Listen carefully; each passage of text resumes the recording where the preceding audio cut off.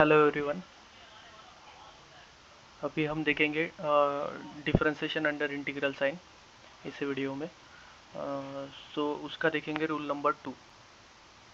सो rule number 1 था जहाँ limit of integration था constant.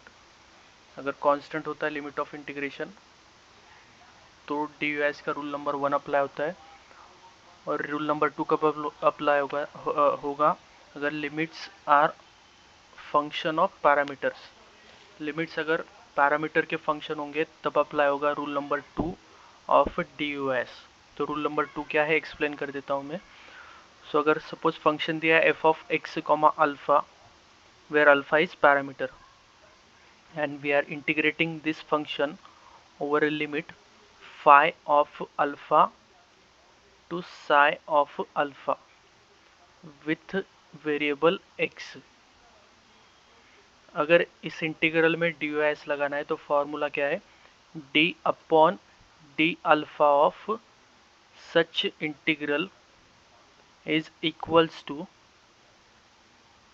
Integration of del upon del alpha of F of x comma alpha integration with respect to x over limit phi to psi then plus का sign d psi divided by d alpha into f of psi comma alpha then minus sign d phi divided by d alpha into f of phi comma alpha.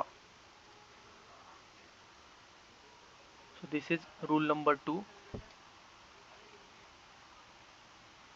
अगर ऐसा integral दिया है जहाँ पे F of x comma alpha is a function of x and alpha। x and alpha means x is a variable and alpha is a parameter। अगर ऐसा function दिया है उसको हम इंटीग्रेट कर रहे हैं over limit phi of alpha two psi of alpha, मतलब जहाँ लिमिट पैरामीटर की फॉर्म में है तो ऐसे इंटीग्रल को अगर हम डी अप्लाई कर रहे हैं तो वो फॉर्मूला रहेगा कुछ ऐसा है ना। सो this is first term of formula, this is second term and this is third term.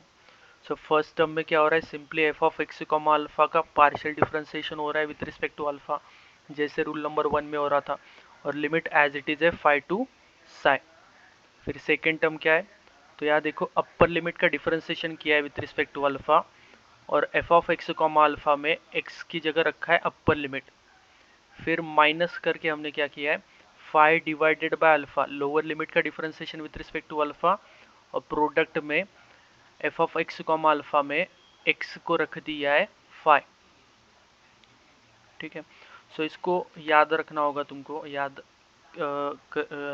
किसी भी वे से कर सकते हो है ना, ऐसे लिख सकते हो इसको, देखो समझ सकते हो। यहाँ पूरा लग रहा है तुम्हारा अपर लिमिट है ना सेकेंड टर्म में, और यहाँ पे यूज हो रहा है लास्ट टर्म में lower limit. So this is something like upper limit minus lower limit है ना। सो इसको कुछ किसी भी वे से तुम याद कर सकते हो, सिर्फ याद कर लेना वो इम्पोर्टेंट है। ठीक है, so rule number 2 is this. So इसका एक एग्जांपल देख लेते हैं अभी।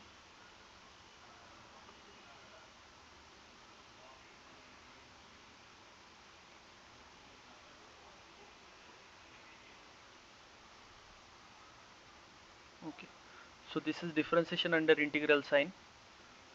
ये कब अप्लाई होगा रूल नंबर 2, तो तब जब limits are function of parameter.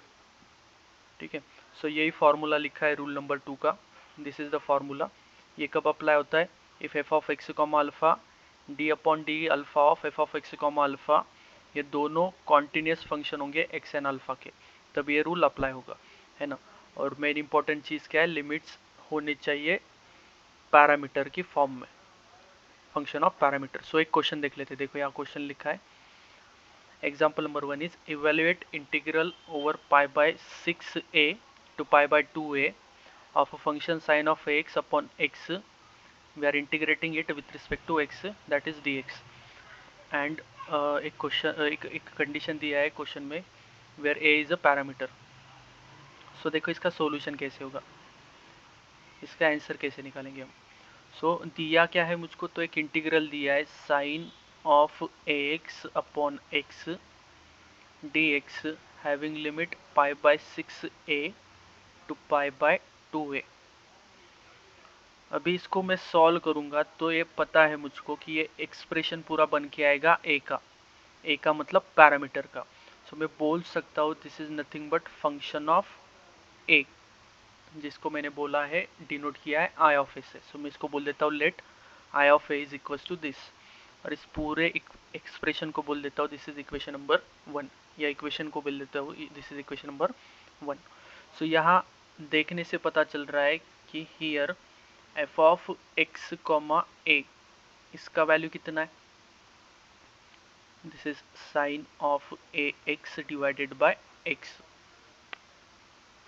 Okay, so अभी डी लगाएंगे यहाँ पे, तो डी का रूल 1 लगेगा या 2, ये कैसे पता चलता है, तो वो लिमिट देख के पता चलेगा। अगर यहाँ पे देखोगे तो लिमिट है pi by 2a, pi by 6a to pi by 2a, और लिमिट में पैरामीटर दिख रहा है, पैरामीटर इज ए। सो अगर लिमिट में पैरामीटर दिखता है तुमको तो तब लगाना होता है रूल नंबर 2। सो हम यहाँ लिखेंगे अभी अप्लाई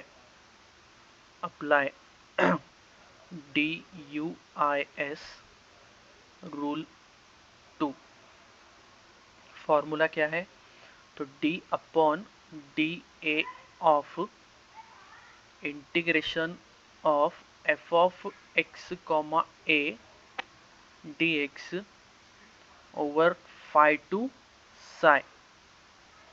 इसका वैल्यू कितना आता है, इसका वैल्यू कितना आता है, तो वो वैल्यू आता है integration of del upon del a of f of x comma a dx over limit phi to psi. Then second term आएगा प्लस के साइन के साथ d psi divided by d a into f of psi comma a, फिर minus का sign d of phi comma d of A into f of phi comma a. So ये formula लिख दिया है मैंने, है ना। सो इसको अप्लाई करेंगे इक्वेशन 1 में, है ना। सो यहाँ लिख देना इक्वेशन 1 बिकम्स, इक्वेशन 1 बिकम्स 1 पे अप्लाई करूँ तो लेफ्ट साइड में आई ऑफ ए था मेरे पास 1 में।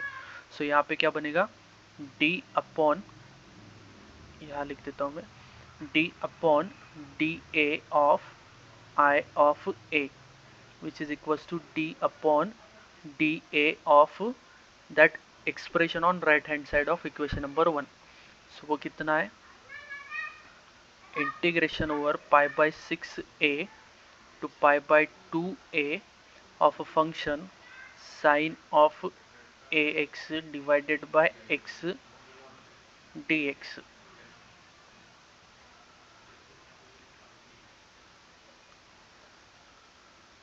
तो ये जो फॉर्मूला दिया था उसको अप्लाई करेंगे, देखो। सो जब इसको अप्लाई करेंगे तो हमको 3 टर्म्स मिलेंगे, फर्स्ट सेकेंड थर्ड, है ना। सो अप्लाई कर लेते हैं। देखो पहले फर्स्ट टर्म आएगा, तो फर्स्ट टर्म क्या है, फर्स्ट टर्म से integration over phi to psi del upon del A of F of x comma A D X, ये आएगा फर्स्ट टर्म, है ना। सो फाई इस केस में देखोगे तो फाई इज पाई बाय 6 है, और साई कितना है, साई इज पाई बाय 2 है, और f of x comma a कितना है, तो वो है sine of x upon x. तो फर्स्ट टर्म क्या आएगा, integration over pi by 6a to pi by 2a del upon del A of F of x comma a, f of x comma a कितना है मेरे पास, यहाँ है sine a x divided by x. So यहाँ लिख दो sine a x divided by x, bracket close, end में आएगा dx। देन सेकेंड टर्म आएगा प्लस साइन के साथ, plus sign. So second term में फर्स्ट जो एक्सप्रेशन दिख रहा है वो है d psi divided by d a, मतलब अपर लिमिट का differentiation with respect to x. So यहाँ पे अपर लिमिट है पाई डिवाइडेड बाय 2a, सो आएगा d upon d a of pi divided by 2a into f of psi comma a, f of psi comma a मतलब f of x comma a में x की जगह रखना है psi. So f of x comma a यहाँ लिखा था मैंने ऑलरेडी। सो यहाँ सिर्फ एक्स को रखना है, साई रखना है, और साई कितना है मेरे केस में दिया हुआ π/2 है। सो मतलब एक्स को रखना है π/2 है। सो ये क्या आएगा, साइन ऑफ ए इंटू π/2 है डिवाइडेड बाय एक्स, तो वहां पे भी आएगा π/2 है। सो सेकेंड टर्म डन। फिर आएगा माइनस का साइन, फिर आएगा d upon d a of five. Five is lower limit, so lower limit कितना है अपने केस में, वो है π/6, तो यहाँ पे आएगा पाई डिवाइडेड बाय 6 से, π/6 है। और प्रोडक्ट में आएगा F of five comma a, मतलब f of x comma a यहाँ जो दिख रहा है इसमें एक्स को रखना होगा मुझको π/6 ए, है ना। सो रख देते वहाँ पे, तो ये कितना आएगा, आएगा sine of A into π/6 a divided by pi divided by 6। अभी एक एक करके टर्म्स को सॉल्व कर लेते आने वाले स्टेप्स में। सो नेक्स्ट स्टेप क्या रहेगा, देखो integration over π/6 A to π/2 A. इस टर्म को कर लेते differentiate with respect to X, और वो भी पार्शियली। अगर पार्शियली डिफरेंशिएट कर रहे तो बाकी बचे हुए वेरिएबल्स होंगे constant. So 1/x is constant, so take it outside of differentiation. So आएगा 1/x d upon d a of क्या बचेगा यहाँ पे, sine of a x d x, फिर प्लस का साइन, फिर यहाँ डिफरेंशिएशन करो π/2a का, तो वो कितना आएगा π/2, और 1/a का differentiation -1 divided by a square. So यहाँ साइन के एंगल में अगर देखोगे तो यहाँ ए से ए कैंसिल होगा, सो ये बचेगा साइन ऑफ π/2, और डिनोमिनेटर में आएगा पाई डिवाइडेड बाय 2a, फिर नेगेटिव साइन। इस टर्म का डिफरेंशिएशन करोगे π/6 a का, तो आएगा π/6 इंटू 1/a का -1/a स्क्वायर। फिर ये टर्म देखो, यहाँ साइन के एंगल में a से a कैंसिल हो जाएगा, सो यहाँ बचेगा sine of π/6 divided by pi divided by 6a। फिर से आते हैं फर्स्ट टर्म पे। So integral over π/6 a to π/2 a, so 1/x as it is रहेगा। साइन ऑफ x का differentiation with respect to a करोगे तो डिफरेंशिएशन आएगा कॉस ऑफ x, और प्रोडक्ट में आएगा x का differentiation with respect to a, तो वो कितना आएगा x dx। फिर सेकेंड टर्म देख लो, तो ये नेगेटिव साइन और ये पॉजिटिव साइन मल्टीप्लाई करोगे तो ये देगा negative sine, negative of pi divided by 2a square, और साइन ऑफ π/2 होता है 1, है ना। और डिनोमिनेटर में आएगा, मतलब यहाँ आएगा 1/π/2a, सो 2a जाएगा ऊपर, तो मतलब ये आएगा 2a डिवाइडेड बाय पाई। फिर थर्ड टर्म देख लेते, देखो ये माइनस साइन से इस माइनस साइन को मल्टीप्लाई करोगे तो ये देगा प्लस का sine, pi divided by 6a square. यहाँ देखो साइन ऑफ π/6 है, साइन ऑफ π/6 मतलब साइन 30, साइन 30 का वैल्यू होता है 1/2। सो अगर मैं इसको लिखूँ, देखो ये 1/2 आएगा और नीचे आएगा π/6 है, तो 6 से ऊपर जाएगा, नीचे आएगा 2 पाई, सो मतलब ये आएगा 6a डिवाइडेड बाय 2 पाई। फिर से जाते हैं फर्स्ट टर्म पे, तो यहाँ से x कैंसिल होगा, इंटीग्रेशन बचेगा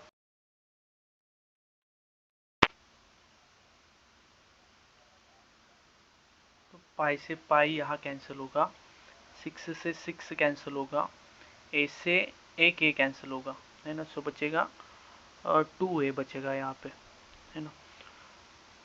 सो which is equals to integral over π/6a to π/2a cos of a x dx आएगा नेक्स्ट स्टेप में, माइनस का फर्स्ट सेकेंड टर्म से बचेगा 1/a, और थर्ड टर्म से बचेगा 1/2a। सो फर्स्ट इंटीग्रल जो दिया है उसको सॉल्व कर लो, तो आएगा sine of a x divided by a, limit आएगा π/6a टू π/2a, और ये सेकेंड थर्ड टर्म का एलसीएम ले लोगे तो आएगा -1 divided by 2a। So upper limit रख दो, सब्सट्रैक्ट करो लोअर लिमिट फर्स्ट टर्म में। सो आएगा sine of A into pi by 2a divided by a, फिर माइनस का sine, sine of a into pi by 6a divided by a into minus का 1/2a। सो दोनों जो sign के function दिख रहे हैं वहाँ पे एंगल में a कैंसिल हो जाएगा।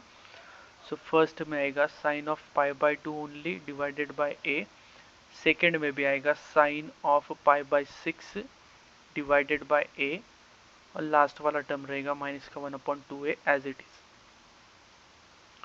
सो साइन ऑफ पाई बाय 2 पता है, ये होता है 1, और डिनोमिनेटर में आएगा a, minus sine of pi by 6 is 1/2, तो आएगा 1/2a माइनस का 1/2a। सो ये कितना आएगा? सो आएगा 1/a माइनस का 1/a, तो ये कितना आ रहा है? ये आ रहा है 0। सो तुम्हारी इंटीग्रल की वैल्यू आ रही है 0, इंटीग्रल की वैल्यू 0 आ रही है, मतलब लेफ्ट साइड में क्या लेके चल रहा था मैं, मेरा डी डिवाइडेड बाय डी, इसका वैल्यू आ चुका है 0।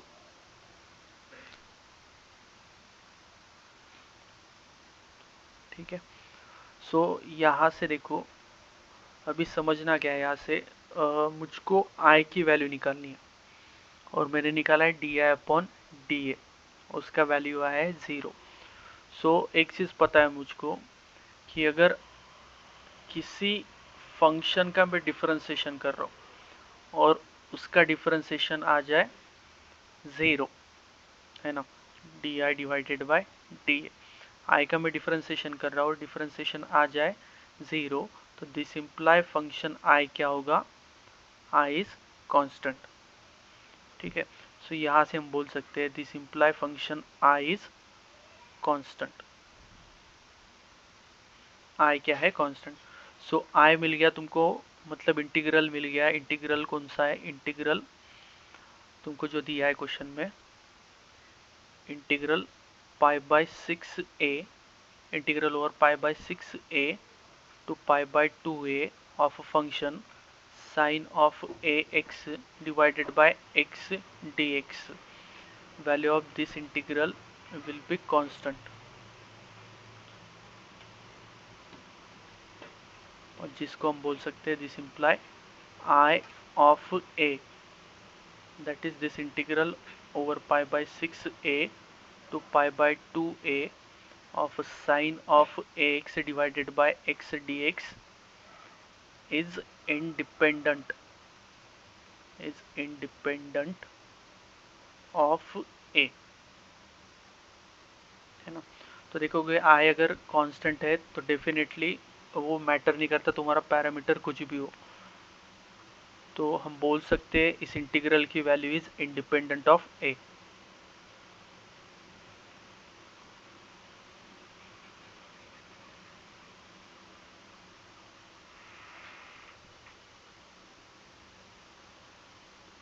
So this is example based on DUI's rule number 2। सो कुछ ऐसे ही सॉल्व करेंगे जैसा रूल नंबर 1 में अप्रोच था। First will apply DUI's, so that will get I dash of A from this. यहाँ से नेक्स्ट करना है इंटीग्रेट, इंटीग्रेट करोगे तो मिलेगा आई ऑफ ए। तो यही अप्रोच रहेगा DUI's के हर क्वेश्चन में, चाहे रूल नंबर 1 हो या 2 हो। ठीक है।